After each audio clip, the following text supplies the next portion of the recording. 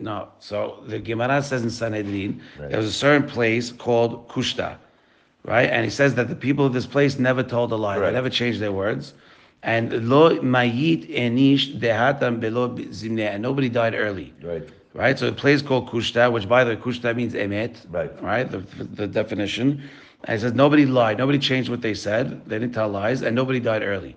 Right. So Zera Shimshon asks, what's the connection between telling us this place and what is the first part and the last part? What this place is the fact that they didn't lie. Where do you see in the Torah that not lying gets you, that your years won't be cut? Right. And we bring the fact that death was only brought into the world because of lying, right? Because the Nahash lied to Hava by saying, "Eat from the Etz Hadat, v'hitim kelohim," you'll be like God, right? Therefore, because the Nahash, that was the first action that happened. So because of that, you see that anytime you see Sheker, you're going to see death following. Some point, it's coming. Right? And therefore, we have the Pasuk in Tehillim, Dover Shekarim, the one who tells lies, Lo Yikon Le'neged Enai. Right? Someone who tells lies cannot be next to me. Why? Because someone who's saying lies, is grabbing onto the profession of the Yetzer Hara, because that's his go-to. Yeah.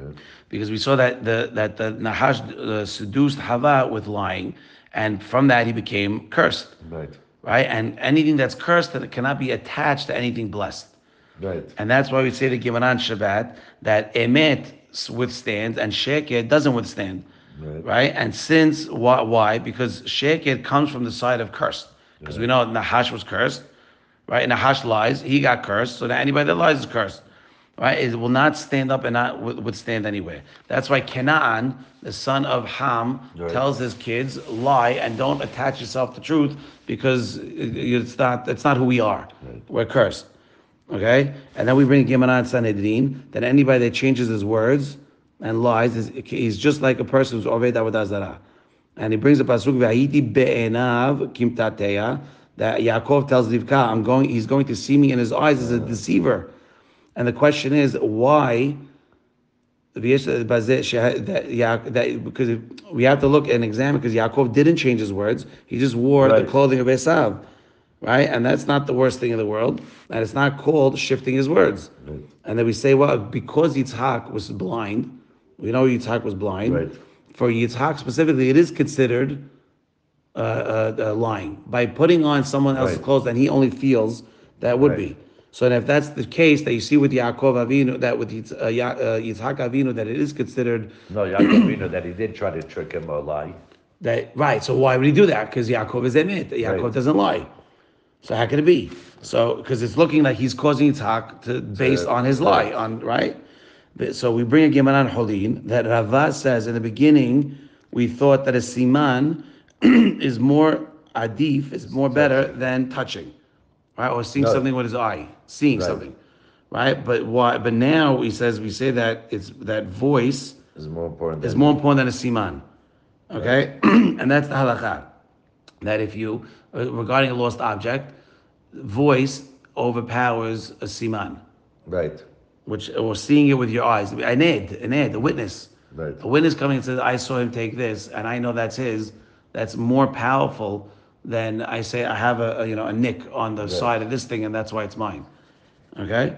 Because if you don't say that, then how does a man have relations with his wife at night? Because the lights are closed. Right. So you can't see who it is. Right. So it's a voice. It's a voice, which we see by the way, a couple of times. We had that. We had Yishai. Remember David's father, David Amel's father, where the shifha switched. Remember, he felt that he was, because he's from a descendant of Ruth Moaviyah. Maybe he's not allowed to be. Maybe I'm considered a Moavi, and I'm not allowed to be with a Jewish woman. So he didn't want to have relations with his wife. So but the shifha came at night and swapped it out. Remember, and it was really his wife that he had relations with, and that's why David didn't want to come down. Remember, and then you also had Leah and Rachel. Yaakov comes in, doesn't see who because the lights are off. The wedding night. You had Leah the whole time. Right. So if you so you have to say that voice, right? Okay, and also someone who's blind also how can it be with his wife because he can't see nothing. So this is what it means. V'ayidi be'enav kim tateya. That I'm going to be seen in his eyes as a deceiver, to say what? That maybe Yitzhak holds the other way, that a siman, like clothing, Right. is stronger than voice or sight Right. because he can't see, and that's not really the halacha. Right. And if he does that, he's going to be like he's going to be cleaned as I'm doing wrong, Right. right? And then we ended by saying what?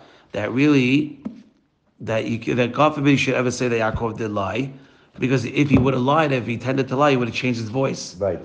He would have changed how he spoke. Said words like Yaakov, like Esav, right? So he really didn't do that. That's why it says lo hikiru. Yitzhak didn't understand, and he did what? And he blessed him anyway. Baruch Adonai Olam. Amen. Amen.